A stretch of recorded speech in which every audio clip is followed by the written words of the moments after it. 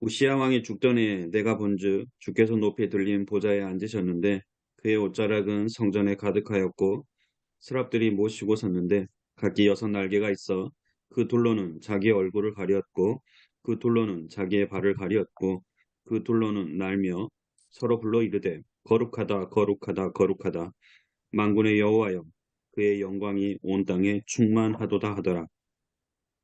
이같이 화답하는 자의 소리로 말미암아 문지방의 터가 요동하며 성전의 연기가 충만한지라. 그때에 내가 말하되 바로다 나여 망하게 하였도다.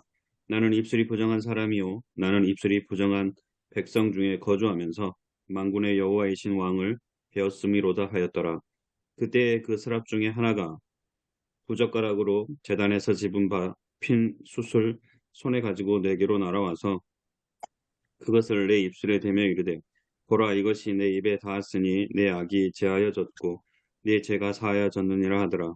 내가 또 주의 목소리를 들으니 주께서 이르시되 내가 누구를 보내며 누가 우리를 위하여 갈고 하시니 그때 내가 이르되 내가 여기 있나이다 나를 보내소서 하였더니 여호와께서 이르시되 가서 이 백성에게 이르기를 너희가 듣기는 들어도 깨달지 못할 것이요 보기는 보아도 알지 못하리라 하여 이 백성의 마음을 둔하게 하며 그들의 귀가 막히고 그들의 눈이 감기게 하라.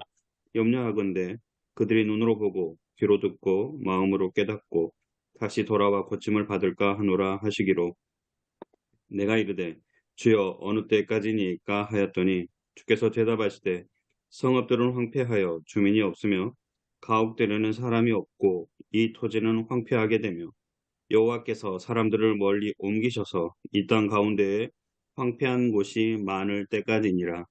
그 중에 10분의 1이 아직 남아 있을지라도 이것도 황폐하게 될 것이나 밤나무와 상수리 나무가 배임을 당하여도 그 그루터기는 남아 있는 것 같이 거룩한 씨가 이 땅의 그루터기라 하시더라.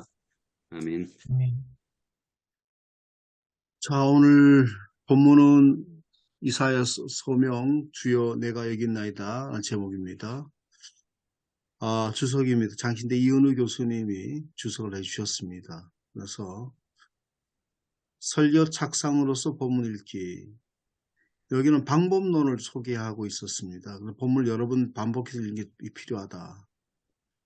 다양한 번역본을 대조해서 좀 정독하고 묵상하면서 본문으로 들어가 보자라고 주로 반복론, 다른 그 주석 그 자들과는 달리 방법론을 소개하고 있고, 그 다음에 이제 뒷부분을 좀 이렇게 상당히 분량이 많게끔 주석을 해 놓으셨어요. 역사적 문학적 본문 읽기, 본문의 구조를 분석했습니다. 그래서 뭐를 이렇게 딱 정리하기가 좀 어려웠습니다. 거의. 그래서 거의 이제 조금 줄이다시피 그렇게 하면서 주석 거의 부분에 거의 가깝게 아마 줄여진 것 같습니다. 그래서 먼저 이사야 소명 얘기가 나오고, 다른 예언자들은 소명이 맨 앞에나 초반에 나옵니다. 그러나 이사야 6장에 소명 이야기가 나오는 게 좀 이렇게 다른 것하고는 좀 다른 점입니다. 시대적 배경은 그 당시에 이제 아사랴라고 불리는 우시야 왕이 있었는데, 이는 남유대를 부강하게 한 강력한 왕이었습니다. 공적을 살펴보면 중농 정책을 썼습니다. 농업을 장려하고 경제를 부흥시켰는데, 특히 이제 우리가 저희들이 이제 우시야 왕의 이 치적 가운데 중농 정책, 저희 농어촌 선교의 때 신학적 구약에서는 배경을 찾기가 정말 어려웠습니다. 그래서 신약에는 예수님께서 포도나무 비유라든지 뭐 농부의 비유라든지 하는데, 구약 성경에는 찾기가 창세기 외에는 거의 찾기가 어려웠어요. 근데 우시야 왕의 이 중농 정책에 농업을 중시하는 정책을 어떤 농어촌 선교의 신학적 기반으로 많이 가져오게 됐습니다. 성서적 기반으로 이제 많이 이제 하고 했었는데, 그리고 국방력을 강화했습니다. 신무기도 제작하고 군비도 확충하고 군사력도 보호하고 편제도 다시 강화하고, 그 다음에 그러면서 블레셋까지 전쟁에 승리하기도 하고 암몬에서 조공을 받기도 할 정도였습니다. 국제 통상 무역도 했는데 아라비아까지 통상을 확대하고 특히 에시온 계bil 항군 에일랏, 지금도 에일랏이 있습니다만, 그게 내륙에서 바다로 가는 유일한 항구인데, 국제 무역을 통해서 국가의 부를 축적하고 그의 명성이 이집트까지 알려질 정도로 명성이 높았습니다. 근데 여기에 대한 부작용이 있어요. 경제 성장과 번영 때문에 부작용이 생겼는데 백성들 사치가 향락에 빠졌습니다. 그리고 부패하고 타락하게 되죠. 자, 이 당시에 이제 국제와 국내 정치 상황을 보게 되면 이제 아시리아의 드그렛 빌레셀 3세가 강력한 제국을 형성하면서 동진 정책을 펴면서 세를 확장하게 되죠. 그래서 여러 나라를 복속시키고 그 다음에 남유대도 위협하고 있었습니다. 이때 이제 이 굉장히 중요한 시기에 우스야 왕이 죽게 됩니다. 남유다는 유능한 왕을 잊고 위기에 놓이게 되죠. 이때 이제 이사야가 소명을 받게 되는데 이제 소명 이야기는 다음 장에서 반복되기 때문에 다음 장에 다루기로 하겠습니다. 신학적 명상적으로 본문을 읽힙니다. 이 이사 6장을 6단락으로 구분했습니다. 첫째 단락은 1절 4절까지 천상 외의 보좌 가운데 앉아 계신 거룩 하나님의 영광을 이사야가 목격하면서 그 모습을 이제 구술하게 되죠. 둘째 단락은 5절입니다. 그 존전 앞에서 하나님의 거룩 영광을 본 자신을 발견하게 됩니다. 그래서 자신도 똑같이 부정한 백성처럼 같이 심판 아래 놓여 있음을 탄식하게 되죠. 그 다음에 셋째 단락입니다. 스랍 중 하나가 핀 숲을 가져다가 이사 입술에 대게 됩니다. 이로써 깨끗하게 되고 죄가 용서받게 된 선언이 내려지게 됩니다. 넷째 단락은 8절인데 백성을 위해 보낼 사람을 찾습니다. 하나님 음성이 들리고 여기에 이제 이사야가 내가 여기 있나이다. 나를 보내소서라고 자발적 응답하게 되죠. 그런데 이제 이사야가 받은 사명은 굉장히 황당했다고 말하고 있는데 이스라엘 심판을 받아서 황폐해질 때까지 회개하지 못하도록 하는 것이었다. 좀 다른 어떤 이 예언자들과는 다른 사명입니다. 여섯 번째 단락은 소수의 남은 자가 그 회복의 그루터기가 될 것이라고 희망의 말씀도 있었습니다. 그 다음에 이제 절별 주석과 해석을 해놓았는데 1절은 가득하다고 하는 것은 말레인데 세 번에 반복되어서 하나님의 그 여호와의 옷자락과 영광과 연기가 성전에 가득하다는 것을 강조하고 있습니다. 이것은 또 이스라엘의 죄악과 가득하다는데 하나님의 성전 하나님 영광이 가득했지만 이스라엘은 죄악이 가득했다라고 하는 거하고 대비하고 있습니다. 또 하나님 보좌 앉으신 하나님은 온 우주를 통치하신 분이시지만 동시에 성전에도 만나 뵐 수 있는 분이시다. 그 다음에 그의 백성 심판하신 하나님이라지만 다른 면으로는 구원하신 하나님이시다. 이사야는 예언자 영적인 눈으로 바로 그 하나님을 성전에 뵀습니다. 2절에 4절까지 스랍을 의미하는 세라핌이라고 하는 그 히브리 원어는 뱀을 뜻하는 샤리프에서 나왔는데 이 불태우다는 동사에서도 또 동사로서 온 것이라고 합니다. 불이 막 탈 때의 모습이 뱀이 기울려가는 같은 모습이 비슷하기 때문에 아마 그렇게 그 단어가 다 썼지 않겠나 그렇게 보고 있습니다. 스랍은 6날개로 하나님의 그을 가려서 영광을 볼 수 없겠습니다. 그리고 거룩하다를 세 번을 치는데 이 거룩하심의 최상급을 찬양하는 것이었습니다. 그 영광이 온 땅에 충만하다. 그라고 아마 외친 것은 온 땅이 그 영광을 그분 영광을 선포하는 동시에 그 온 땅은 하나님을 만날 수 있는 자리라고 하는 것을 이제 알린 것입니다. 그 다음에 5절 이사야는 화로다 나의 망하게 됐다 탄식하게 되는데 망하게 됐다고 하는 것은 니드 메이트인데 이것은 하나님의 거룩함과 대비되는 부정함으로 심판의 대상인 자신을 발견했다는 어떤 그런 뜻이 있습니다. 6절 7절까지는 스랍이 그 입술에 갖다 댄 숯불을 통해 입술이 정결해지게 되죠. 죄가 사해졌기 때문에 예언자로 활동할 수 있는 자격을 부여받게 됩니다. 8절에서 우리는 하나님의 천상 외에 참여한 구성원들을 말하고 있습니다. 그때 하나님의 음성을 듣고 내가 여기 있나이다 나로 보냈으라고 이사야가 응답하게 되죠. 이게 심판적으로 회개적으로 본문 읽기 설교를 구성을 위한 제언입니다. 하나님의 사람은 하나님 1대1로 만나는 체험을 해야 된다. 1대1로 만나는 체험은 이례적인 사건일 수 있지만 그러나 반복적으로 일어나야 된다는 거죠. 그래서 예배의 말씀을 통해서 끊임없이 하나님께 대면하고 기도하고 찬양하고 또 역사와 세계사를 통해서 세상을 통치해 하나님 만날 때에 자기 소명을 발견하고 사명을 감당한 하나님 사람이 될 수 있다라고 그렇게 그 메시지를 전하고 있습니다. 그 다음에 두 번째는 하나님의 사람은 악을 멀리하고 거룩 구별을 둬야 된다. 이사처럼 거룩하신 하나님을 대면할 때에 자신의 부정함을 발견하게 됩니다. 십자가의 값싼 은혜에 우리가 빠져 있음을 지적하고 그렇기 때문에 자기 자신과 삶을 발견하지 못하는 것이 문제다. 것입니다. 그래서 아주 냉철하게 자신을 발견한다는 것을 강조하고 있고요. 세 번째, 하나님의 사람은 하나님의 부르심에 겸손히 순종해야 된다. 그래서 예수 십자가의 은혜로 제사를 받아 우리는 하나님의 부르심을 답해야 된다. 이는 이 땅을 하나님의 정의와 공의가 가득한 나라로 만들라고 하시는 하나님의 선을 듣고 순종하는 것이라고 했습니다. 설교문입니다. 강병철 목사님, 서울초대교회 목사님이 설교를 이렇게 올렸습니다. 자, 먼저 갈등 인간의 위기. 그런데 이제 제가 이 내러티브 설교의 형식을 띠고 있는데요. 앞에는 이제 주석 부분에 문학적 본문일기에 충실한 서론으로 되어 있습니다. 그 다음에 내러티브 설교 형식을 밝혔는데 제가 검사를 해보니까 보이는 내러티브 설교법이라는 책이 있는데 거기에 이제 요약을 해놨습니다. 꿈꾸는 꼬목사 블로그라고 되어 있는데 역동성에 빛나는 로우리 방법이다. 평형을 뒤집어라. 모습을 분석하라. 해결의 실마리를 드러내라. 복음을 경험하라. 결과를 기대해라. 이런 방식이 아주 충실한 도로 되어 있습니다.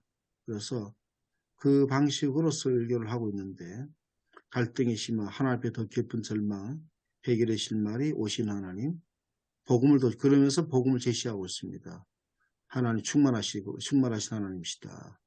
결과 기대는 만군의 왕 하나님, 이렇게 따로 이제 제목을 또 이렇게 하면서 형식과 제목을 동시에 이렇게 밝히고 있습니다. 그러면서 마지막으로 코로나 이후에 삶이 있어서 회복되고 있다. 그러나 현실은 우리가 암담하다. 우리 교회의 현실도 암담하다는 거죠. 그래서 이런 현실 가운데 속에서 우리를 부르시고 보내신 하나님을 만나야 된다. 또 우리가 하나님을 만나게 되면 이사야처럼 우리도 주여 내가 여기 있나이다. 나를 보내소라고 고백하게 된다라고 이렇게 했습니다. 새로운 지금 예배 강단에 좀 아쉬운 것은 다양한 설교문을 쓰셨지만 다양한 설교를 이 형식이 제시되어 있지 않는데 내가 다 뒷부분 모르겠습니다. 아직까지 본 바로 유일하게 내러티브 형식으로 이렇게 설교를 전개하는 모습이 굉장히 아주 인상적이었고요.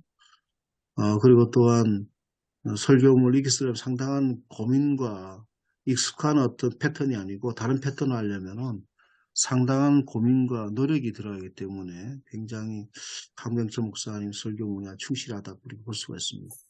토론 주제는 소명과 사명이 어떤 관계에 있는가. 우리가 이제 뭐 흔히 그렇게 말합니다. 소명은 없는데 사명은 불타는 사람이 있고요. 그 다음에 소명이 있는데 또 사명은 또 이렇게 잘 감당하지 못하거나 또 미묘한 경우도 있다는 거죠. 그런 어떤 관계에 관한 것이고. 그리고 목회자들에 대한 사명입니다. 소명과 사명을 받았다고 하는 것은 무엇을 확인할 수 있을까? 우리가 목사로서 소명과 사명을 받았기 때문에 신학교 가고 사명을 받았기 때문에 목사로 선교사로 가게 되는데 우리가 무엇으로 우리가 확인할 수 있었는가? 우리가 개인적으로 다 굉장히 체험해서 일할 수 있는 뭔가 이사야처가 우리 받는 어떤 그런 것들을 보신 분도 계시겠지만 그런 것들을 그런 걸 통해서 소명을 자기가 발견하고 하는 것은 거의 제가 들어봐도 거의 없습니다. 어떤 분들은 신학교 들어왔는데 또 다시 소명을 발견한 사람들도 다양한데요. 그런 것들도 한번 생각해 볼 수 있겠고 우리가 이 시대적 부름에서 소명을 받았다고 하는 것 이게 어떤 의미가 있는가? 어떤 우리가 소명을 우리가 받았다고 할 수 있는가? 또 사명을 감당한 것은 뭘까? 어떤 의미가 있을까? 라고 하는 것을 토론 주제로 생각해 봤습니다. 이상입니다.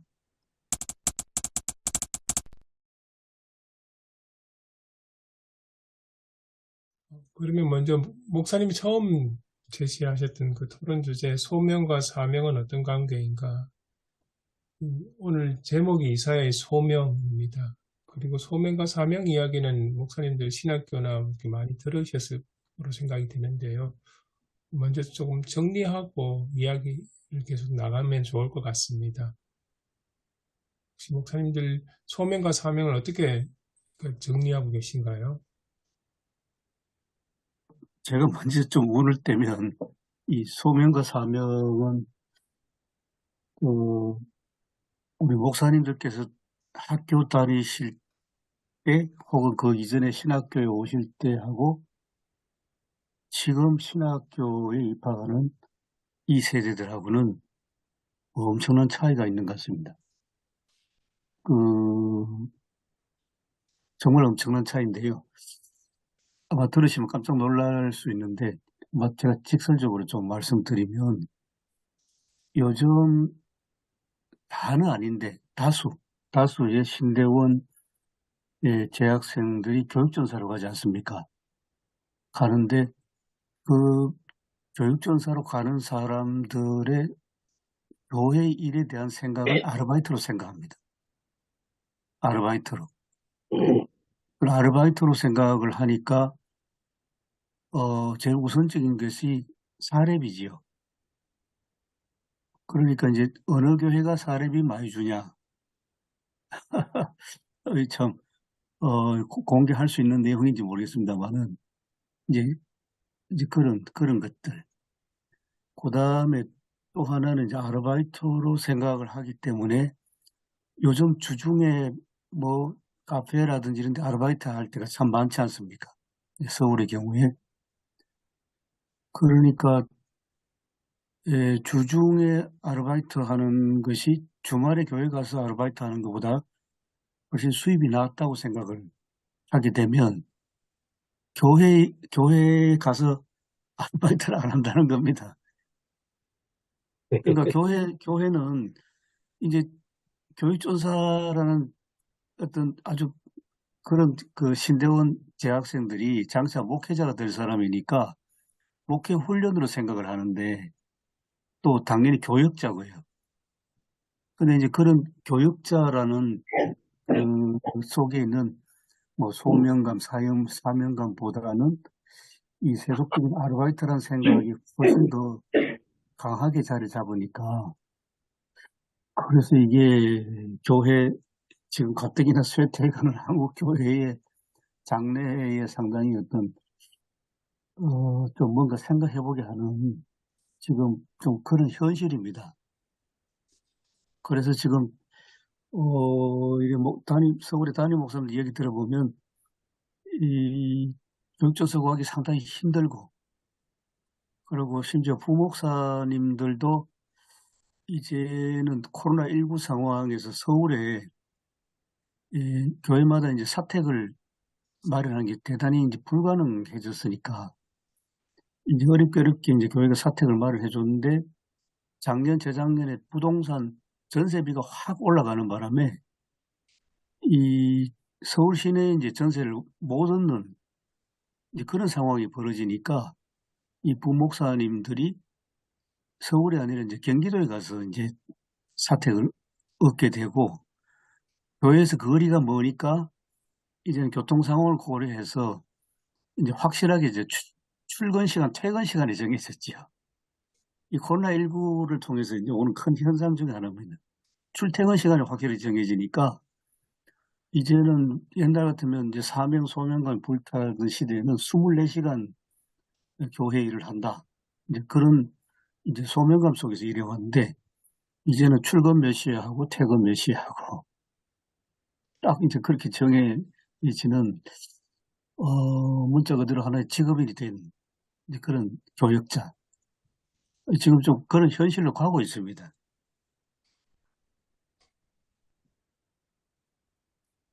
언어적인 면에서 그 단어만 놓고 해석을 하면 소명은 부를 소자거든요. 앞에가 부를 소. 누군가는 불러서 내게 명령하신 일.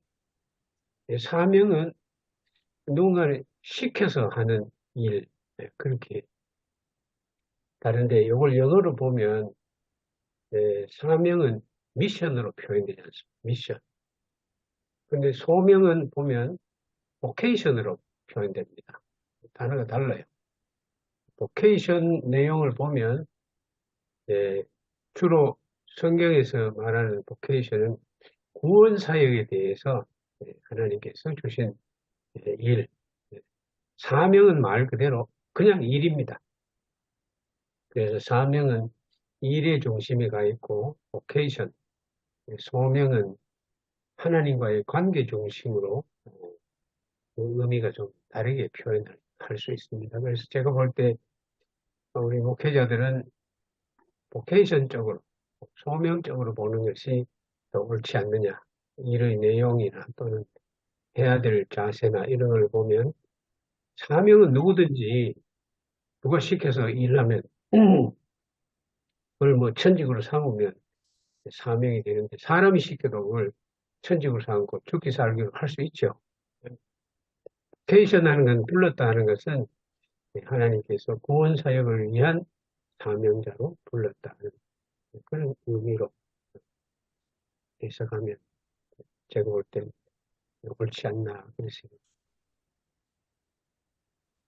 그 소명은 그 말하자면 회사에 입사하는 거라고 생각하고 사명은 이제 들어가면 회사 할 일을 얘기하는 거. 이렇게 구분하는 거 어떤가요? 또 참 쉽고도 이해하기 좋은 말씀 같습니다. 네.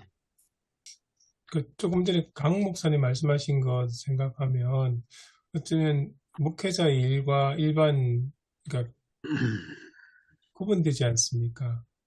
그러면 혹시 그러니까 목회자가 교회에서 사역하는 것하고 그리스도인이 일반 사회생활 속에서 자기 일을 하는 것하고 이게 뭔가 신앙적인 면에서 구분되는 걸로 이렇게 볼 수 있지 않겠습니까? 그래서 조금 더 나가면 어떻게 보면 이제 거룩한 일이 있고 덜 거룩한 일이 있다는 그런 좀 이렇게 좀 너무 나가는 것 같기도 하지만 그렇게 구분되면 지금 곤란하지 않을까 그런 생각도 들었습니다.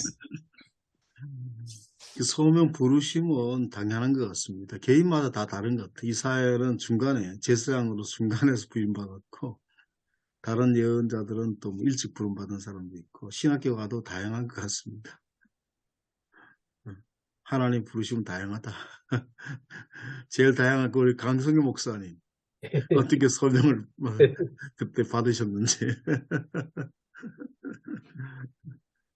저는 뭐 참 학교 선생도 해봤고 사업도 해봤고 또 장로도 해봤고 교회에서 집사도 해봤고 못 해본 건 안수 집사 못 해봤고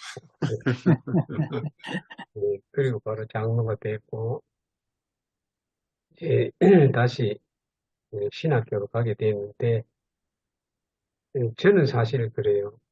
하나님이 나를 물론 부르셨겠지만은 하나님 부르셨다는 그 입장보다는 제가 더 하고 싶어 했습니다. 그래서 어떤 데는 하나님 부르시지도 않았는데 내가 괜히 이래 나선 게 아니냐 자신을 그래 돌아봅니다. 서울에서 일할 때도 직업을 가지고 일할 때도 광나루 장신대 이미 33살 때 한번 입학했지 않습니까? 그래서 예, 맞아요. 그 뒤에 뭐 못 가고 있어가지고 제가 시간만 나면 장신대 일부러 놀러 갔습니다. 장신대 일부러 놀러 가가지고 그게 아마 미련이 남아서 그렇죠. 기도탑에도 올라가 보고 조기철 목사님 기념탑에도 비석에도 가보고 또 뭐 여러 성교관에도 가보고 그러면서 이제 속으로 다졌지. 언젠간 다시 온다. 그래가지고 사실 갔습니다. 그래서 다시 시험 치고.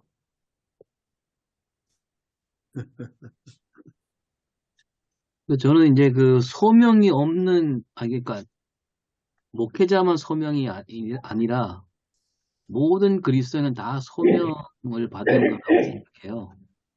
제가 지지난주에 설교할 때 이제 얘기했는데, 우리가 이제 옛날에 구원열차 애들 노래 있잖아요. 근데 그게, 우리가 하나님 나라로 가는 구원열차를 타는데, 손님으로 타는 게 아니라, 예수 믿는다는 게 뭐냐면, 손님으로 타는 게 아니라, 그 열차의 승무원으로 타는 거다.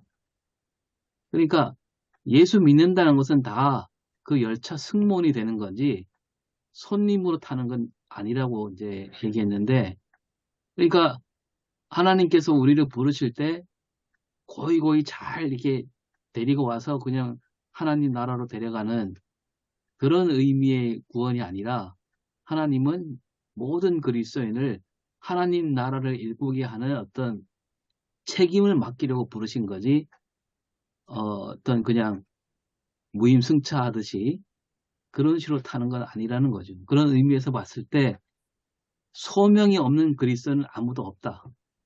모든 그리스도는 다 소명이 있다. 이렇게 봐야 되지 않을까 생각합니다. 예, 보충해서 말씀드리면, 방금 목사님 말씀하신 대로 굳이 목회자가 아니더라도 자기 직업을 예, 하나님께서 불러서 이 일을 하도록 맡겼다 하면 모든 그리스도인들이 하는 일이 다 보케이션이 될 수 있습니다. 소명이 될 수 있습니다. 그러면 뭐가 달라져야 되느냐? 어떤 일을 하든지, 뭐 야구 선수를 하든지, 농구 선수를 하든지, 뭐 직장에 다니든지, 뭐 벼슬을 하든지 하나님과의 관계가 먼저 앞서야 됩니다. 그래야 그게 소명이 되지. 일을 앞세우고 하면 사명이 되죠. 그러면 자기중심적이 되고 아까 이미국 목사님 말씀대로 출근 시간 따지고 뭐 돈 따지고 하는 거죠. 네. 하나님과의 관계 속에서 내가 이 직업을 통해서 어떻게 하나님을 드러낼 거냐. 그런 사명 의식으로 자기 직업을 대한다면 굳이 목회자가 아니라도 다 소명받은 사람들이라고 보는 게 맞습니다. 거기에 덧붙여서 강 목사님 다시 또 제가 여쭙는 거는, 이제 우리가 보통 보면은 이제 이게 우리가 다 지금 저도 마찬가지지만 뭐 사회생활의 경험이라고 해봐야 군대 생활 경험밖에 없거든요. 대부분 왜냐하면 교회 생활에서 거의 뭐 다 신학교 막 바로 갔기 때문에 다 지금 계신 분 다 그렇거든요. 강 목사님 유일하게 그렇게 교사도 해보고 사업도 아주 굉장히 크게 해외 공장까지 둘 정도로 크게 하셨는데, 그때 이제 저희들은 그때 목사님은 세상을 잘 몰라서 그래요. 그런 얘기 듣잖아요. 얘기를 하면. 우리 뭐 그 수준 우리 할 말이 없고요. 우리가 경험해보지 않았기 때문에. 뭐 그랬었을 때 일반 성도들에게 어떤 좀 전에 하신 말씀을 좀 부연하시면, 그때 좀 어떤 생각이 있으셨는지, 또 어떤 생각 사업도 하시고 경영하셨는지, 뭐 그런 것도 좀 많은 도움이 될 것 같습니다. 예, 뭐 간단하게 내가 왜 그렇게 사업으로도 성공했는데 평생 가만히 있어도 뭐 잘 살 수 있는데 그걸 다 버리고 신학교 다시 갔느냐. 네, 이제 그게 이제 늘 제 마음속에 갈등 요소로 남아 있었습니다. 제가 선생을 그만두고 직장 가가지고 몇 달이 안 되는데 추석이 됐어요. 추석이 되니까 그 회사에서 봉투를 여러 개 만들어가지고 보니까 돈이 많이 들었어요. 그래서 저한테 갖다 주면서 이거 사업하고 관계 있는 어느 사람에게 전달해라. 그래 그 봉투를 들고 내가 풀러가지고 사람 만나기까지 했는데 돈은 못 주고 그냥 왔습니다. 내가 왜 그냥 왔냐. 이게 뇌물이 아니냐, 이거죠. 뇌물이. 그래서 그 다음날 회사 가가지고 돈을 내놨습니다. 난 못 주겠다. 그럼 회사에서는, 그럼 우리 회사 그만둬야지. 니만 뭐 깨끗하냐? 이런 말이 돌았습니다. 니만 깨끗하냐? 예수님은 뭐 다른 사람 죄를 위해서 대신 죽었다는데 니는 뭐 예수님의 사람이 니만 깨끗하냐? 딴 사람 그러면 죄지라고 딴 사람 시키냐? 이게 참 갈등 요소가 회사 생활을 하면서 늘 그런 게 있었습니다. 아, 여러 직업이 있는데 정말 내 신앙 양심을 지키면서 어, 일할 수 있는 것은 그래도 목회자다. 그래도 뭐 아무리 험한 세상이지만은 그리고 두 번째는 그러니까 이 세상을 말씀으로 변화시켜야 된다. 그러니까 역설적이지만은 돈 안 주고도 일할 수 있는 세상. 정상적으로 일하면 다 그냥 해야 되는데 왜 연결됐다고 돈 들고 가고 그게 인사 차원 같으면 사람이 뭐 고맙다고 감사 표시할 수 있는 거죠.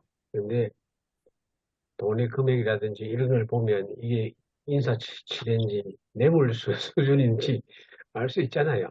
그런 많은 갈등 요소 속에서 이제 하나님의 말씀을 사실은 그때 적용을 사회생활을 하면서 하나님 말씀이 거의 적용이 된 거죠. 그렇게 해서 마지막에는 이제 하나님과 1대1 개념에서 제가 그 죽는 사고를 당하면서 내가 이 세상에 왔다가 죽는데 인생에 있어서 아무것도 뭐 남부러운 게 없이 살았다. 그런데 한 가지 죄송한 거는 하나님과 약속을 못 지켰다. 그것 때문에 다시 살아나가지고 두말 없이 막 다 정리하고 신학교 새로 갔습니다. 다소 도움이 될지 모르겠습니다.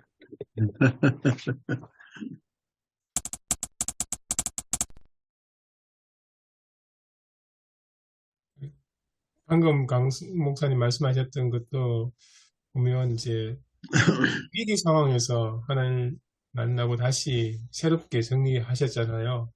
예, 오늘 그 이사야 또 보면 우리 설교하신 목사님이 또 이렇게 해놓은 것처럼 하나님을 만난 때가 이사야가 굉장히 위기라고 느꼈대. 그 이사야 왕족으로 알고 있는데 그 국가 정세, 국가 위기 이런 걸 보면서 그런 상황에서 하나님을 만나지 않습니까? 그래서 그러니까 하나님을 부르신다. 물론 하나님 쪽에서는 부르시고 우리는 하나님 만난다. 이렇게 표현을 할 수 있을 것 같은데 그러면 하나님을 언제 주로 만나게 되는가? 그런 그 생각도 들었습니다. 보통 정말 위기 때, 그 사람이 실존적인 위기나 아니면은 병이나 아니면 경제적 위기나 이런 상황 때 주로 만나게 되는지 아니면 오늘 주석에 나오신 분은 이런 게 하나님과 만나면 이례적인 것일 수도 있지만 반복적으로 또 만나야 된다고 또 이야기를 하시거든요. 그래서 정말 하나님을 만날 때, 하나님이 우리를 부르실 때가 우리가 어떤 상황일 때 부르시는가 그런 질문을 하게 됩니다. 아까 말씀의 연장선상에 있는데 하나님 언제 만나시고 반복적으로 만나야 되고 해야 되느냐. 저 같은 경우에는 죽음의 그 위기에서 사실 하나님을 다시 기억하고 만나게 되고 그걸로 모든 위기라든지 어려움이 끝났느냐? 아니에요. 신학교 가서 학교 다니면서 더 많은 시련과 위기가 있었습니다. 저 개인뿐만 아니고 우리 가족들도 다 똑같이 고생하고 정말 집도 절도 없이 길바닥에 나앉아야 되는 그런 어려움도 당해보고 제가 신학교 다닐 때 점심이 없어가지고 점심을 같이 학우들하고 같이 먹어야 되는데 돈이 없어서 점심을 안 먹고 집에 바로 오기도 하고 그런 어려운 시기를 목사 될 때까지 겪었습니다. 될 때까지. 그래서 하나님은 제 생각할 때 내가 아무것도 할 수 없다고 나 스스로를 내려놓을 때, 그래서 내가 뭐를 그랬냐면 앞을 봐도 뒤를 봐도 옆을 봐도 발 아래를 봐도 아무 길이 없고 하늘만 열렸다. 그렇게 표현했습니다. 제 자신의 처지를. 그래서 모든 걸 내려놓고 하나님을 바라볼 때 하나님과 우리 관계가 성립이 되지 않느냐 그런 생각을 많이 했습니다. 저는 이제 20대 때 부르심 받아가지고 아버지가 신학교 가는 걸 반대했거든요. 목회자들 고생 많이 하고 왜 가야 되냐. 제가 그 말은 지금 생각해도 제가 참 놀라워요. 보니까 아버지 예수님이 복음을 위해서 죽었는데 나도 이 길이 내가 죽을 길입니다. 올바르게 죽을 길을 가야 되면 신학교 가야 됩니다. 그러니까 아버지가 더 이상 이렇게 묻지 않더라고 보니까. 저는 그래서 그 소명이라는 것을 바로 참 예수님 따라 올바로 죽는 것이다. 전 지금도 그 생각이 변함이 없고, 물론 이제 목회하면서 저는 강 목사님처럼 이렇게 여러 가지로 위기나 어려움 없었지만서도 그래도 이렇게 좀 안락한 삶에서 이렇게 목회자로 오는 거 쉽진 않았다. 그럼에도 감사한 것은 오히려 그죠. 이 집사람이 중간에 대학교 때 예수 믿었는데 오히려 내가 건드릴 때 저보고 그래요. 당신이 죽으려고 이 길 왔는데 왜 그렇게 불임하느냐. 그럴 때마다 좀 굉장히 좀 도전을 받고 다시 그리고 요번에 병원에 입원하면서 저는 평생 60평생에 병원에 처음 갔거든요. 입원해가지고 야 병원에 이틀 했으니까 죽겠더라고 보니 왜냐면은 답답하고 그러니까 야 집이 호텔이고 이 병원을 아무리 좋아도 너무 힘든 건 그래서 야 앞으로 한 10년 목회 인생인데 좀 들어보면서 딱 그 생각이거든. 예수 잘 믿자. 물론 목사가 예수 잘 믿자는 얘기는 뭐 어찌 우습게 들릴 수 있지만서도 들어보면서 야 예수 잘 믿지. 예수 잘 믿어야 목회 잘하고 예수 잘 믿어야 목회 잘 마무리하지 않느냐 그 생각이 많이 듭니다. 그럼 뭐 아까 한 얘기 좀 반복되는 건데 우리가 예수 믿는다라고 했을 때 예수 믿고 구원을 얻는다라고 했을 때 그게 곧 소명이지 구원과 소명이 따로 구분되어 있지 않다고 생각합니다. 그러니까 예수 믿는다라고 한다면 그건 곧 소명이 되는 거죠. 하나님 나라 일꾼이 되는 거. 그러니까 일꾼이 없는 하나님 나라 백성 한 명도 없다 이렇게 봐야 되지 않을까. 근데 그렇게 생각하지 않는 경향이 많잖아요. 다 예수 믿고 구원 받았는데 어떤 다른 소명이 있는 사람이 있고 없는 사람이 있고 뭐 이렇게 보는 거는 좀 우리 기독교 신앙하고 좀 거리가 있지 않은가 그런 생각이 듭니다. 구원과 소명은 동시에 일어난다. 이렇게 봐야 될 것 같습니다. 오 목사님의 지금 그 말씀에 동감하면서 우리 교인들에게 우리도 늘 언제나 반복적이어야 된다고 하는 것은 목사들도 소명에 대해서 반복적으로 경험해야 된다고 하는 거를 느낍니다. 그때는 이제 초창기 저도 목회 아직은 태가 조금 남았습니다만은 60대하고 50대하고 다르거든요. 강 목사님도 경험하셨지만 이게 점점 목회를 하면서 신앙이 깊어져 하나님과 관계가 깊어질 것 같은데 실제로는 그렇지 않더라고요. 왜냐하면 여러 가지 위기가 생기고 개인적인 어려움과 위기가 생기면 신앙의 회의가 더 깊어지고 전에는 무조건 그냥 그대로 있는 사실을 믿었거든요.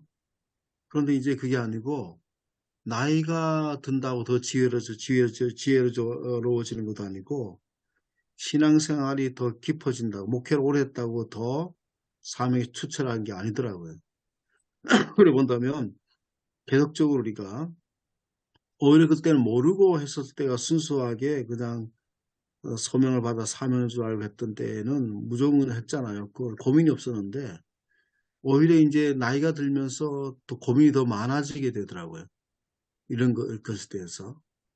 이제 그래서 공감하면서 목회자도 이제 늘 하나님 만나는 어떤 그런 것들이 늘 있어야 되고 지속적으로 있어야 되고 자기 사명도 확인하는 게 필요하고 아까 이제 오 목사님처럼 부르지 않고 여기 온 사람 없다. 우리가 교인들한테 당신들이 소명도 없고 사명도 없다. 이게 야단칠 게 아니고 당신들 여러분들도 다 소명받아서 이 자리에 앉아있다. 예배 자리에 있는 분들은 소명받지 않은 사람이 없다. 근데 그런 분들 소명감에 대해서 자꾸 일깨워줄 필요가 있고, 그리고 소명받은 사람이 이제 각기 나름대로 다 이사야처럼 사명이 있는데, 자기 사명이 뭔가를 다시 확인해보고, 다시 우리가 찾아보자. 또 사명은 다 다를 수가 있다.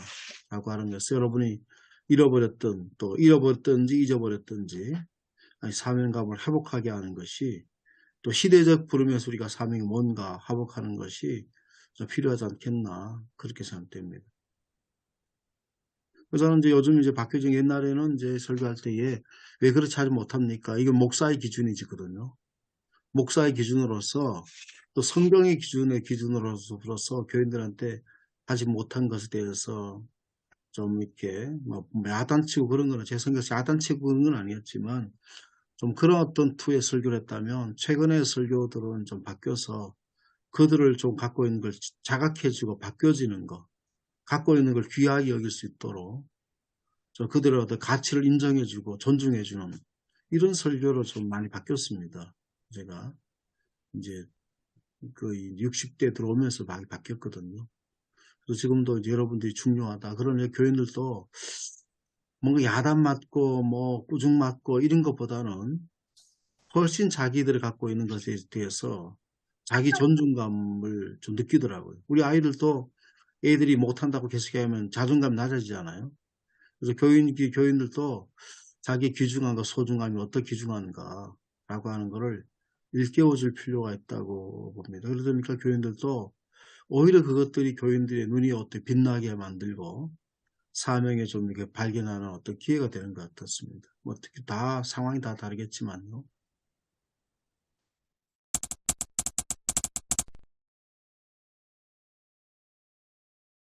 아니, 이제 조금 시야를 넓혀서 이제 좀 생각하면, 뭐 독일 같은 경우에 이제 직업하는 그 단어, 베루프라는 단어가 이제 직업인데, 그 부르심을 입었다는 이제 원 뜻이 그렇지 않습니까?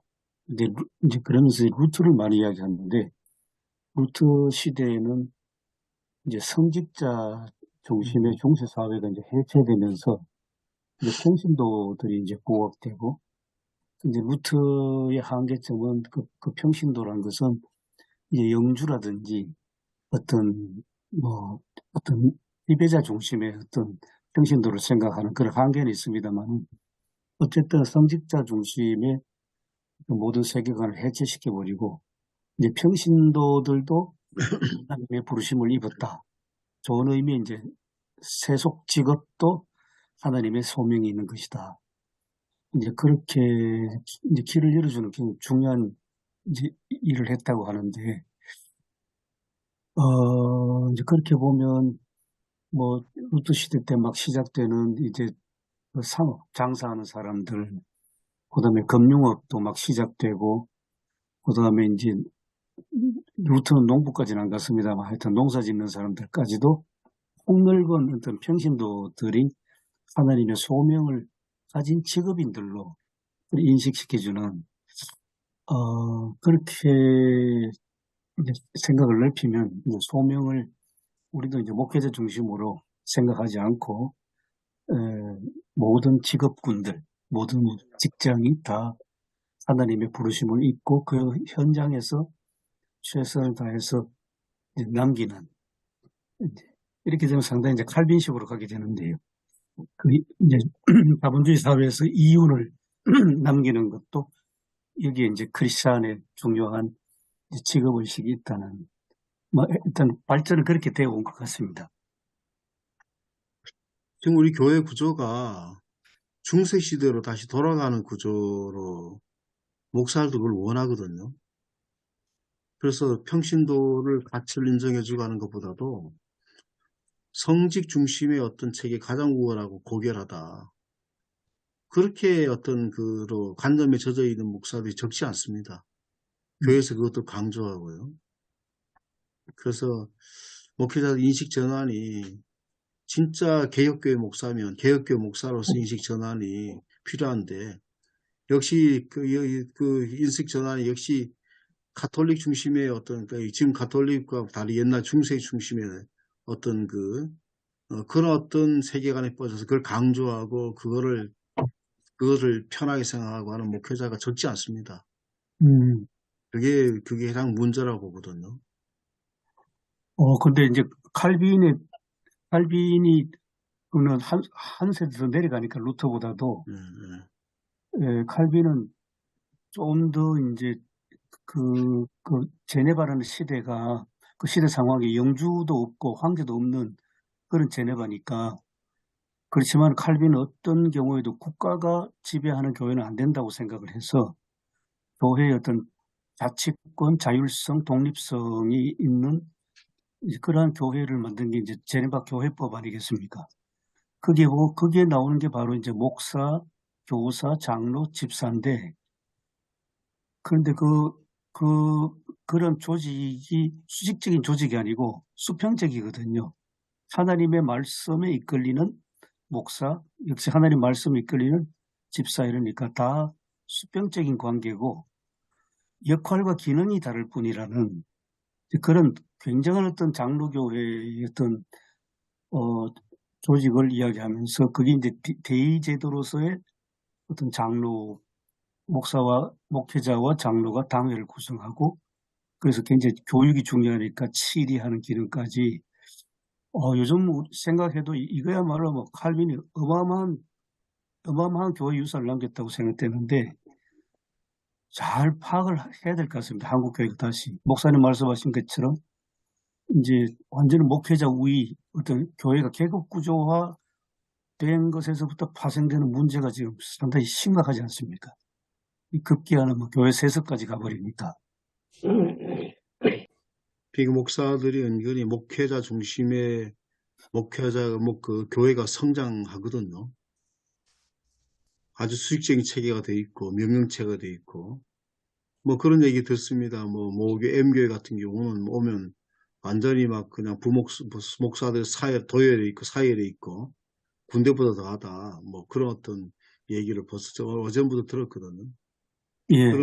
그러니까 그리고 또 그렇게 하니까 교회가 성장하니까 목회자 중심으로 해야 교회가 성장하고 된다.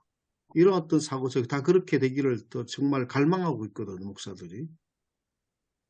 그게 이제 바람직한 목회의 어떤 상이라고 생각하고 있습니다.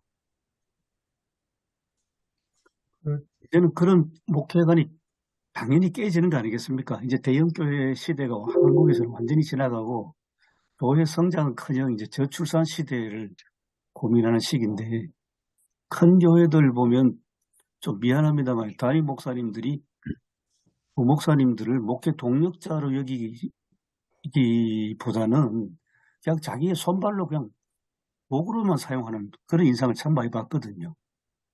완전히 계급화된 수직적인 구조. 이거부터 교회 개혁의 1번지 이거 아닌가 저는 그렇게 생각합니다.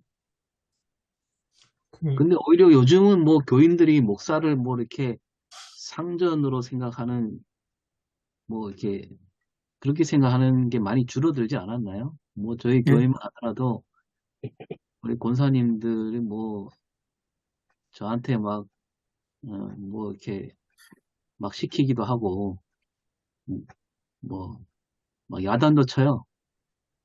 왜 교회에 불이 켜져 있는데 목사님 끄지도 않냐? 자기가 끄면 되지. 저한테 전화 와갖고. 강큰 교인이네요. 네. 그리고 뭐 아무튼 뭐 그냥 하는 불만도 아주 그냥 자연스럽게 얘기해요. 네. 그리고 뭐 요즘은 좀 덜하지만 처음에는 뭐 설교가 은혜가 안 된다. 이 말은 뭐 아주 뭐 그냥 툭 던져요. 네. 아무래도 이제 지역적인 특성이 있는 것 같아요. 네. 해변가에 있는 분들은 이제 늘 생명과 늘 맞닿아 있거든요. 삶과 죽음 가운데 있기 때문에 거칠 것이 좀 많이 없죠. 우리도 제가 있었을 때에 이제 동해안 해변 쪽에 있는 사람들하고 내륙 쪽인 사람들이 다르더라고요. 그 어떤 특수한 상황에서 좀 있는 것도 있습니다. 아니, 그분들이. 우리 교회가 6개 있는데 다른 교회는 안 그렇거든요. 아, 그래요? 네. 되게 순하고 네. 얌전하고 그래요. 목사님 앞에서는.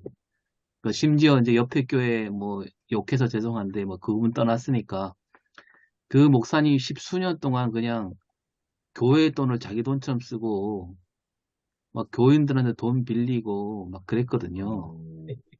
근데도 교인들이 그거를 10년 이상 참아줬어요.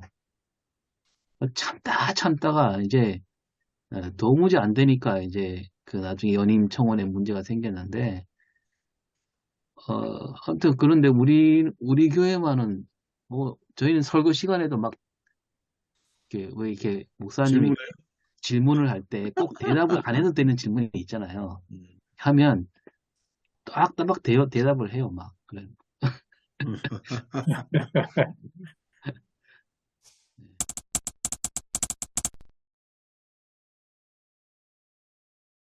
이제 저는 이제 문제 삼는 거는 교인들이 자꾸 어떤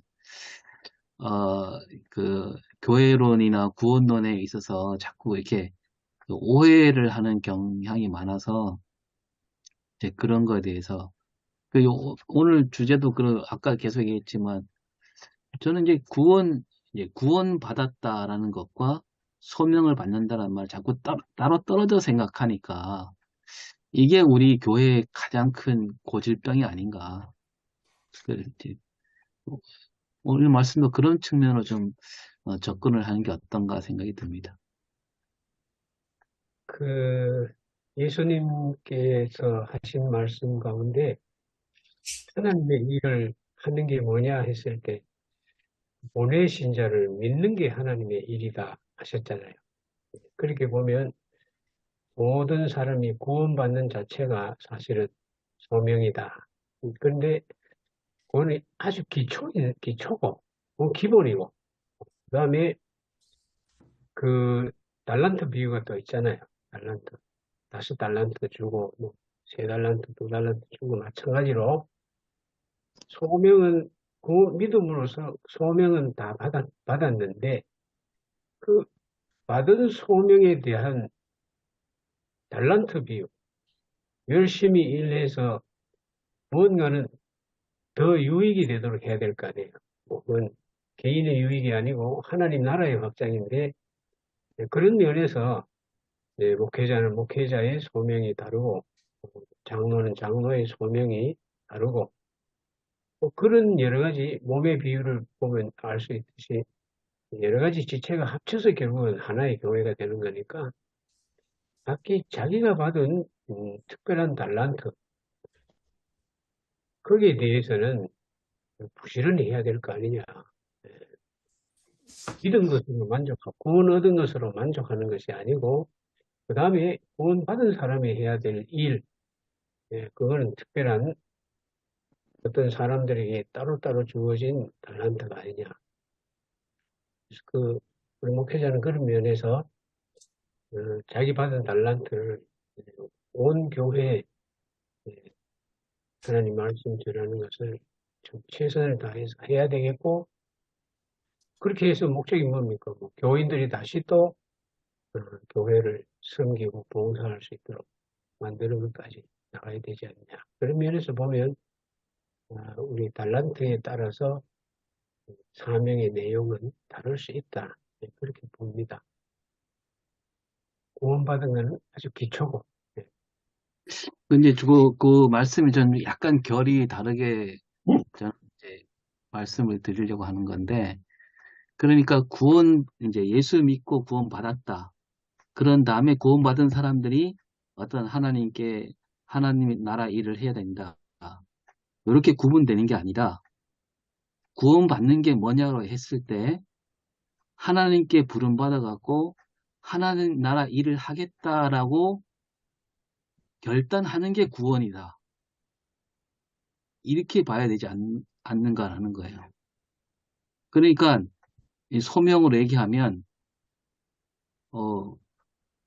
소명이 없는 사람은 이건 뭐 이렇게 표현을 안 하겠지만 굳이 얘기하자면 소명이 없는 사람은 구원받은 게 아니다.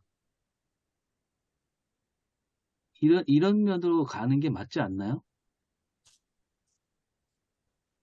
좀 어렵습니다. 좀 생각해 봅시다. 예. 그러니까 제가 구원열차 아까 얘기했는데 구원열차를 올라탔다고 해서 다 구원받는 게 아니라는 거죠. 구원열차를 타긴 타는데 거기에 승무원이 아닌 사람은 그건 구원이 아니라는 거죠.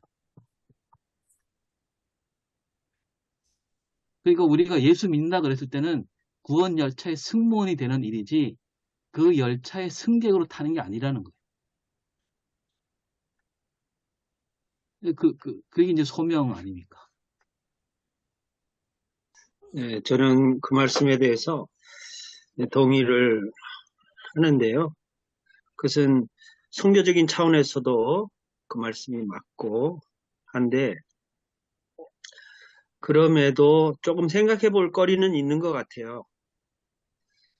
구원과 소명은 분리되지 않는다 했을 때 구원이 무엇인가 또 소명이 무엇인가에 따라 조금 더 달리 표현하거나 또 다른 수준에서 이해할 수도 있겠다라는 생각을 합니다. 예를 들어서 시점이라고 생각했을 때 그럼 구원받은 때와 소명받은 때가 동시적인가? 그런데 좀 다를 수 있거든요. 예를 들어서 우리가 말하는 그 구원은 무엇인가? 근데 구원받았다고 하는 자기인식 또 내가 부르심을 받았다고 하지만 그 소명의식이 단순히 가만히 있는 게 아니거든요. 그 인식이 있는 것의 출발이 곧 그것이 강화되거나 확장되는 것과 동일시 되지 않는 것처럼 구원에 대한 인식도 인생의 깊은 과정을 통해서 단계별로 수준별로 굉장히 다양한 다중적인 차원이 있다는 생각을 하는 거죠. 마치 구원을 우리가 구분할 수 있는 것은 아니지만 개념적으로 중생 또 성화 영화 이렇게 이야기하는 것처럼 그 안에는 다중적인 성장과 성숙의 과정이 있다는 것을 전제로 하지 않으면 그것이 신학적인 논의에 그칠 가능성도 있고 또 그것이 또 하나의 그 기계적인 개념화를 통해서 그것이 다양한 성도들의 경험을 다 해석해낼 수 없는 그런 부분도 생길 수 있다는 여지를 말씀을 드리고 싶은 거예요. 그러니까 구원과 소명이라는 차원은 제가 봤을 때는 특권과 책임이라는 측면에서 보면 지금 말씀하신 것이 저는 충분히 이해되고 저도 이것을 깊이 고민하면서 그 말씀에 대해서 100% 동의를 합니다. 근데 그것은 성숙된 사람, 성숙한 사람 차원에서 이야기할 수 있는 부분이라고 보는 거죠. 모든 그리스도인, 구원받은 모든 그리스도인은 사명을 갖고 있고 그 부르심에 대한 응답으로서의 책임을 수행해야 된다는 것은 다 100% 인정을 함에도 그럼 왜 그렇지 않은 현상들이 나타나는가? 부르심을 제대로 받았는데 본인이 인식하지 못하는 것인가? 아니면 구원받았다고 하지만 구원의 그 구원받은 차원에 머물러 있으면서 소명에 대한 인식도 별로 없고 사명에 대한 책임이나 파송에 대한 감각 또 사명에 대한 헌신 이런 것들이 부족한 현상을 봤을 때 그러면 단순히 구원과 소명은 분리되지 않는데 너는 왜 분리되어 있어? 라고 비판하고 정죄했을 때 생기는 또 다른 부작용들에 대해서는 우리는 어떻게 예방 차원에서 또는 성숙한 차원이라는 입장에서 어떻게 하면 그것을 이끌어주고 격려해서 그 수준까지 올릴 수 있을 것인가에 대한 목회적인 그 고민이 생기는 부분이라고 저는 생각해요. 저는 오 목사님의 그 모든 사람을 승무원으로 역할해야 된다라고 하는 것은 일단은 이제 동의합니다. 왜냐하면 더 적극적으로 좀 승무원처럼 주체의식을 가지고 자발적으로 해라 하는데, 그것도 좀 이렇게 생각해 볼 수 있지 않을까. 배에 탄 사람은 다 구원받았다. 승무원만 구원받은 게 아니고. 왜냐하면 승객이 있어야 결국 승무원이 있잖아요. 선장도 있고. 그러니까 배 구조를 본다면 선장도 승객을 위한 것이고, 승객이 있어야 선장이 있는 것이고, 승무원들도 승객이 있어야 승무원 있잖아요. 그러니까 승객이 그냥 아무것도 안 하고 노는 것 같기도 하고 뭐 하는 것 같지만 그들의 존재만으로도 배가 존재할 가치가 있다는 거죠. 그렇게 이제 보면, 왜냐하면 다 승무원이 돼야 된다라고 하는 것 되면 달란트의 어떤 차이가 있지 않을까요? 그렇게 생각됩니다. 자발적으로 참여해라고 하는 건 좋지만, 그러다 보니까 다 배에 탄 사람만이 다 구원받는다 그러면 구원파 비슷한 어떤 그걸 될 수도 있고 논리가 될 수가 있고요. 그래서 조금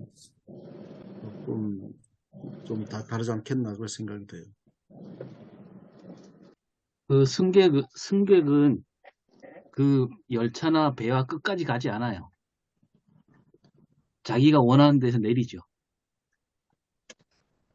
그 일반 근데 열차는 그렇죠. 우리가 구원 열차라고 하면 끝까지 간다고 우리가 봐야 되지 않을까요? 일반 우리 열차들은 목적지가 있지만, 우리 세상에 있는 모든 것들, 수송수단들은 목적지 있지만, 우리 같은 수송수단은 근본적으로 다르지 않을까요? 재미있는 말씀. 예. 끝까지 가는 거 타고 있지 않을까요? 네, 종류가 다르다. 예, 종류 다르죠. 아니, 그 끝까지 간다는 게 뭐냐 하면 차고지까지 간다는 거죠. 승무원은. 우리가 차고지로 가는 건 아닙니까? 그리고 그 열차와 끝까지 생사를 같이 하는 거죠. 어차피 이제 승무원, 그 승객도 뭐 세월호 우리가 알겠지만 결국은 생사를 같이 하잖아요. 그 모든 비유라든지 이런 것, 구원 열차가 하나의 비유인데, 그렇죠. 그게 성경 교리를 완전히 다 포함하고 있지는 않지 않습니까? 예, 그렇죠. 그리고 또 이제 성경에 있는 비유도 그 성경이 보여주는 그 비유 한계 내에서 생각해야지, 더 이상 생각하면 이게 자꾸 딴 데로 가게 됩니다. 예를 들어서 예수님, 우리 목자시고 우리는 양인데, 성경의 표현은 목자가 양을 위해서 목숨 바치고, 목자가 양이 한 마리만 없어도 밤새도록 찾아다니고 하는데, 거기서 끝나야 돼요. 더 해석하면 목자가 왜 그렇게 하느냐? 나중에는 양 잡아 먹으려고 하는 거 아니에요. 그렇게까지 나가버리면 안 된다 이거죠.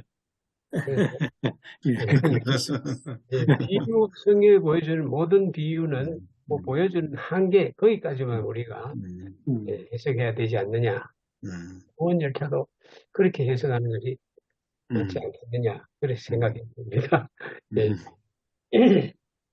요즘 그 자율주행차 입장에서 보면 모든 사람이 승객일 수밖에 없고요.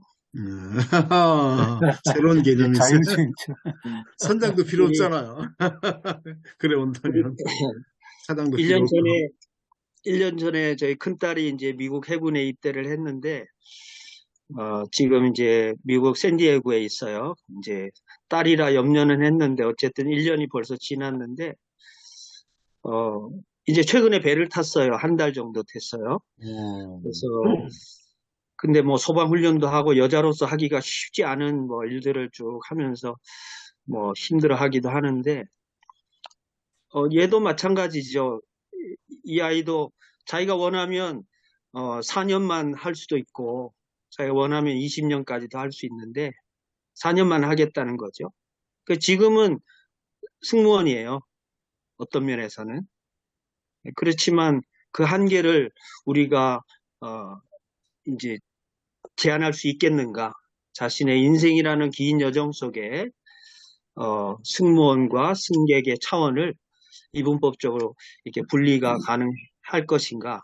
어떤 때는 승객이 되기도 하고 어떤 때는 승무원이 되기도 할 수 있다는 여지가 우리한테도 있는 게 아닌가라는 생각도 들고, 그런데 이제 목회 구조를 봤을 때 교회 분석은 필요한 것 같아요. 승무원이 많은지 승객이 많은지. 승무원이 많은 교회일 경우는 굉장히 사명적인 이제 몰입성이 있는 거죠. 그 응집력을 가지고 일을 해낼 수 있는 거예요.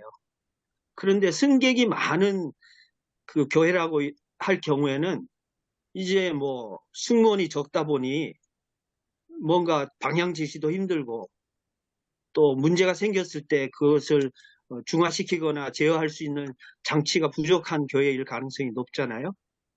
그러니까 고린도 교회가 그렇게 문제가 많았지만 일단 깨지지 않았고, 또 사도 바울이라는 아주 출중한 리더십을 가지고 있으면서도 중간에 화해시킬 수 있는 중재자로서의 역할을 바울이 편지를 통해서 그렇게 잘 했기 때문에 간접적인 사역이었지만 승무원으로서의 역할을 사도 바울이 하는 바람에 아주 뭐 갈 바 모르는 승객들이 어쨌든 문제들이 이런 원칙과 기준이 있었구나라는 것을 깨닫기도 하고 또 자신의 삶의 과도한 어떤 행위들을 교회 안에서 절제하게 되는 계기가 되는 것처럼, 제가 볼 때는 목회하는 데 있어서 승무원을 몇 명 배치할 것인가, 그러니까 담임 목사, 위임 목사 입장에서는 굉장히 중요한 이슈 중에 하나일 수 있고, 또 누가 승객인가, 그러면 승객을 어떻게 하면 승무원으로 만들 수 있을 것인가에 대한 그 양육 체계나 또는 사명 인식에 대한 그 격려, 이런 게 굉장히 중요하다는 생각이 들고요.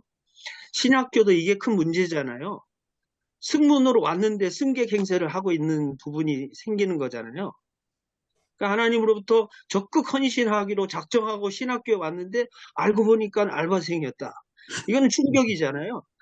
그러니까 이것은 결국 그 기존에 신학교를 오게 된 동기가 다시 한번 리뷰가 돼야 되고 점검돼야 되고, 또 분명히 소명을 받고 왔다면 그 소명이 왜 자꾸 희석되고 있는 건지, 왜 현실 적응력을 가지게 되고, 그러면서 그 광야의 야성을 가진 그런 영성은 왜 자꾸 흐트러지고 희석되고 있는지에 대해서 신학교에서는 사실 1학년 때, 그러니까 뭐 신대원 1학년이든 학부 1학년이든 그때 조금 그런 작업들, 그 보케이션에 대한 회복 내지는 점검, 평가, 이런 것들이 신학교 들어오기 전에 엄청난 면접을 하잖아요, 요즘.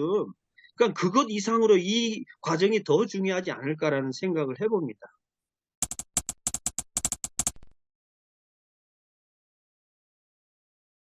이 소명과 사명에 관해서 한자가 있잖아요. 강 목사님이 그 얘기해 주셨는데 이게 중국말로도 풀 수 있거든요. 그래서 일단 소명은 부르심 받은 목숨이고 사명은 심부름하는 목숨을 이야기하고 있거든요. 그래서 저는 오 목사님의 구원 열차를 이번 주에 쓸까 생각 중이거든요. 그래서 그 승무원 얘기가 저는 참 공감하고, 하지만 그 소명 받은 사명자까지 하려고 합니다. 소명만 안 쓰고 승무원이면 소명을 받은 사명자의 역할을 우리가 감당해야 한다. 제가 삼사관학교에서 군 생활을 했는데 장교들은 맨날 노는 줄 알았는데 그게 아니더라고요. 사병보다 훨씬 더 높은 훈련을 받더라고요. 근데 우리는 이 사명자라는 건 장교를 뛰어넘어 가장 험한 곳에 파송되는 특공대의 훈련을 받아야 되는 사람들이 아닐까 생각합니다. 그래서 저도 오 목사님처럼 손님은 반드시 중간에 내릴 수 있다는 생각이거든요. 그래서 우리는 소명을 받은 사명자로 살아가야 한다. 그래야 오늘의 8절을 이야기할 수 있을 것 같아요. 주님, 내가 여기 있습니다. 나를 보내소서라는 이야기를 할 수 있을 것 같아서, 그래서 저는 소명과 사명을 좀 설명을 하고, 그래서 우리는 이거를 소명받은 사명자의 역할을 감당하자. 그래서 주님 내가 여기 있습니다라고 고백할 수 있는 자가 되자라고 설교를 준비할까 합니다. 예, 좀 오늘 그죠? 이 본문에 대한 서의 부분을 조금 다루지 못한 것이 좀 아쉬운 감이 있는데, 저는 거룩한 부르심, 거룩한 부르심에 응답하는 삶으로 나아가야 된다라는 그 주제를 가지고 보면은 먼저 이사야가 국가적인 위기, 우시야가 죽으면서 국가적인 위기가 초래하고 또 무엇보다 또 개인적인 위기잖아요. 그죠? 영적인 위기, 그 입술이 부정하고 그러면 국가적인 위기와 개인적인 위기 가운데 이사야가 부르심을 받았단 말입니다. 그러면은 저도 교인들에게 저나 여러분들이나 우리 한국의 국가적인 위기 속에서 우리는 기독교는 불렀고 또 우리가 각자 처한 상황, 개인적인 위기 가운데서도 불렀던 그 개인적 위기가 바로 죄라는 문제죠. 그 죄를 어떻게 터치할 것인가. 그것도 다루고 그렇다면 죄 부분만 너무 열거하면 안 되잖아요. 그러면 이제 거기서 이제 소명, 사명 그 부분을 좀 이렇게 해야 되겠다. 그렇게 생각이 듭니다. 저도 비슷하게 정리를 할 것 같은데요. 첫 번째는 소명 경험의 배후 위기 상황. 결국 소명 받은 사람이라는 걸 전제로 해서 설교를 한다고 했을 때 지금 이 자리에 나와 있는 분들이 과거에 어떤 경험을 했는지에 대한 회고가 첫 번째 있을 것 같고, 두 번째는 소명 받은 자로서 그 부르심과 보내심을 균형 있게 인식하는가, 부르심에 도취되어 있지는 않은지 아니면은 부르심의 감각 없이 뭐 일만 하고자 하는 건지에 대한 그 점검이 필요하다는 의미에서 현재 내가 균형 잡힌 응답, 그 하나님의 부르심에 대한 역동과 책임에 대한 평가, 이게 두 번째 부분일 것 같고, 세 번째는 구루터기, 오늘 본문으로 포함시키려면 이제 더 이제 본문을 확장해야 되는데 남은 자 사상과 연관해서 그 미래에 나는 구루터기 씨앗으로서 소망적인 존재로 살아갈 것인지에 대한 결단, 다짐, 그리고 뭐 바알에게 무릎 꿇지 않은 7,000명에 우리는 속해 있는 건가, 아니면 외로운 엘리야처럼 자살 충동에 있는가, 이런 어떤 그런 부분에 있어서 미래적인 소망을 얘기하면 될 것 같다는 그런 생각을 지금 정리 대충은 했습니다. 저는 이제 발제 준비하면서 주석 부분에 충실하게 메시지가 참 잘 돼 있다 보거든요. 그래서는 아까 이제 그처럼 한 번을 끝난 게 아니라 반복적으로 우리가 소명을 받아야 된다. 사명도 마찬가지고. 그 반복적으로 받는 게 필요하다. 그래서 늘 받아야 된다고 필요하고, 두 번째는 약간 이제 부정한 고백한 것은 하나님 앞에 섰을 때에, 우리가 하나님 앞에 늘 서자. 그럼 우리가 하나님께 말씀 앞에 서고 또 기도 시간에 하나님 앞에 서고 지속적으로 서자. 우리도 또 우리 교회에서 우리가 또 그걸 강조하잖아요. 영적인 생활들, 뭐 영성 생활들 강조하기 때문에 이런 것들을 통해서 그때에 우리가 말씀 앞에서나 기도 가운데서나 다양한 방법으로 아까 시대적인 상황 속에서 하나님께서 우리를 정말 보내시길 원하신 걸 발견했다면, 깨달았다면 즉시 응답하자. 무엇이든지 간에. 그 교회의 헌신이든지 뭐 사회적인 것이 즉시 응답하자. 이 세 가지로 우리 주석 부분의 기도처럼 한번 하면 좋겠다는 생각이 듭니다. 설교 도입 부분에 저는 오늘 주석에 자세히 나왔습니다만은 그 우시야 왕이 죽던 해에 그 유대 상황은 그동안 농업 정책을 잘 써가지고 경제적으로 나아졌는데 그게 이제 향락사치로 가고 부정과 부패로 가서 내적인 위기고, 그다음에 외적으로도 아주 강력한 그 아수로가 이제 침공해 들어오는 그런 위기 상황에서 위기를 느끼면서 이 성전에서 소명을 받는 그것도 좀 도입되지 않을까 생각을 하면서 제가 카톡에다가 동영상을 올려드렸는데요. 그거는 6.25 전쟁은 우리나라의 국제전쟁 아니었습니까? 남한만 해도 16개국이 들어와서 그 세계 국제전쟁을 한반도에서 그 냉전 체제 속에서 이제 했는데, 그때 잿더미가 되고 고아들이 속출을 했는데 장수철 선생님이 그 고아들에게 노래를 가르쳐 주면서 탄일종이 땡땡땡 그러면서 그 아이들을 치유하고 선명의 합창단 만들어 가지고 미국까지 가서 순회 공연하고 그래서 그 고아들이 합창단원이 돼 가지고 뭐 국제 경험을 했으니까 꿈과 희망을 가지게 되는 그 장면들이 굉장히 감동적인데 마침 제가 동영상을 받았습니다. 동영상을 받아서 그걸 카톡에 올려놨는데 설교 도입 부분에는 좀 교인들에게 성도들이 보여주면 천사 같은 뭐 찬양도 나오고 하니까 근데 이제 제가 이 말씀 드린 것은 오늘날 우리 2023년 새해 상황을 보면 국제적으로 또 위기 아니겠습니까? 지금 남북한이 갈수록 위기가 고조되고 있고 일본이 헌법 개정 안 했는데도 전쟁할 수 있는 나라가 돼가지고 유사시에는 이 한반도로 지금 군대를 보낼 수 있는 그런 지경까지 이르는 그런 상황이 되고 그다음 미국은 그런 일본을 이용해가지고 중국과 대응하게 하는 국제적으로 대단히 지금 그 좀 위기 상황으로 달려가고 있는 그런 상황도 할 수 있는지 없는지 모르겠습니다만은 이사야 상황을 보니까 좀 그런 상황이 좀 생각이 납니다.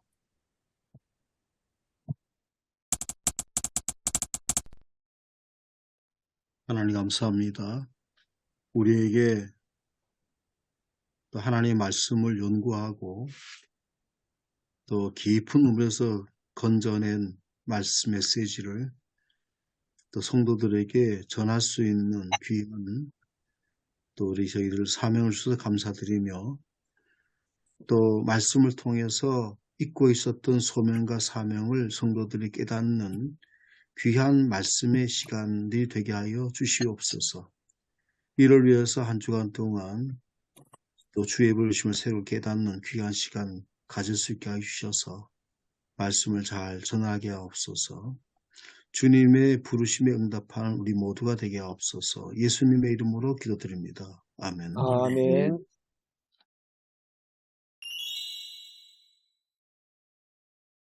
예, 저는 제목을 교회는 나들목이다 이렇게 정했는데 이 복음, 열린 복음, 복음은 열려 있다.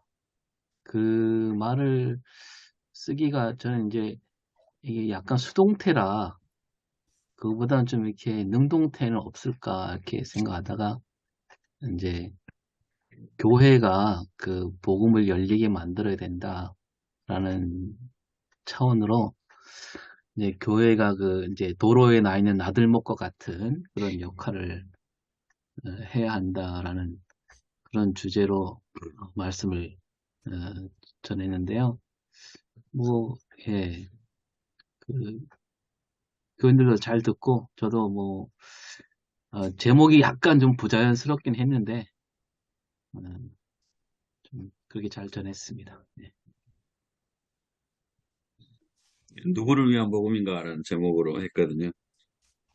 그래가지고 주님의 그 복음이 제일 처음에 이제 유대인에게 했잖아요. 근데 이제 이게 다시 이방으로 넘어가고 해서 이 복음이 일단 나를 위한 복음, 우리를 위한 복음, 그리고 모든 사람을 위한 복음이라고. 그래서 이제 이방 사람들, 그리고 여자와 남자, 그리고 빈부격차를 다 뛰어넘는 복음이잖아요. 그래서 뭐 선민사상, 그래서 다 우리끼리란 잘 흩어지지 않는 그 모습을 저희끼리가 아닙니다. 나를 위한 복음이기도 하지만 이웃을 위한 복음이기도 하고 전 세계를 위한 복음이기도 해서 정말 그걸 뛰어넘는 저희들이 됐으면 좋겠고, 그리고 예수님이 그들을 사이를 지나갔다는 것처럼 그 복음을 들고 고난을 피해가는 게 아니고 정말 고난을 가로질러 갈 수 있는 그런 우리가 되자라고 어제 설교했습니다. 네, 저는 어제 뭐 아시다시피 예배 강단 설교문을 썼기 때문에 조금 이게 아주 부담이 되더라고요. 왜냐하면 그때 하고 지난주에도 말씀드렸지만은 그때 썼을 때 하고 오래간만에 보니까 조금 그게 좀 있었습니다. 그때 오히려 이제 설교 그날 그 주간에 준비했으면 따끈따끈하게 살아있는데 저 그렇게 해서 이제 아무튼 그대로 하기로 하고 그 다음에 이제 조금 추가로 설교문 올린 것처럼 추가로 몇 가지를 넣었습니다. 그래서 최근에 일어났던 일이라든지 뭐 예화라든지 여천제일교회 이제 상경미화원들에게 그 휴게 공간을 내어주겠다고 하는 기도 공고 그 내용들을 좀 실어서 그렇게 이제 말씀을 전했습니다. 그리고 전하면서도 늘 이제 그런 얘기를 했거든요. 이제 우리가 뭐 저는 뭐 자주 조금 그리 얘기를 합니다. 강서영 목사님 전에 이제 설교 우리가 연구모임 했을 때에 목사님이 교인들은 갖고 있는 것이 이제 단순화되어 있거든요. 들었을 때 첫째, 둘째, 셋째 이렇게 대지하는 게 있게 되기 때문에 그게 자기들이 익숙하기 때문에 그래서 이제 우리 이제 다양한 설교 방법을 양식을 바꾸면 혼란이 생기기 때문에 목사님이 오늘은 어떤 설교입니다. 뭐 4페이지 설교입니다. 뭐 내러티브입니다. 뭐 이렇게 먼저 하시고 하신다고 하더라고요. 그게 이제 필요하다고 보고 그래서 저는 제가 이 설교를 문을 썼는데 그리고 목사님들이 성서 전과에 따라 1년 52주가 다 정해져 있다. 그리고 주석하고 난 목사님 설교도 쓰시고 그렇게 하고 또 우리가 준 프로페사의 얘기도 늘 합니다. 목사님들이 이렇게 5절마다 하고 있다는 얘기를 그렇게 하니까 교인들 상당히 공감하는 것 같더라고요. 그래서 그걸 먼저 하고 얘기를 설교를 했습니다.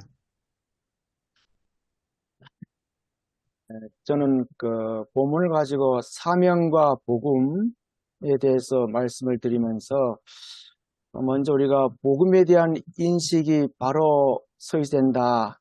이라면은 예수님의 그 고향 사람들은 그 예수님을 단순하게 요셉의 아들로 바라봤기 때문에 우리 역시 신앙생활을 바로 하려면은 정말로 예수님에 대한 인식, 복음에 대한 인식이 갖고야 된다. 이걸 전제해야 된다. 그러면서 또 우리가 이 땅에 믿음 생활하면서 우리 안에는 편견, 또 아집, 고집이 오히려 예수님을 바라보지 못하는 내 삶을 오히려 완악하게 만들지 않나. 그러면서 제가 이제 적용점으로 가서 우리가 아무리 어려워도 힘들고 고난 가운데 있다 할지라도 복음이 훼손되지 않으면서 또 편협한 인식을 뛰어넘어서 이 땅의 그리스도의 삶을 살아가는 그러한 신앙이 되자라고 이렇게 말씀을 전했습니다.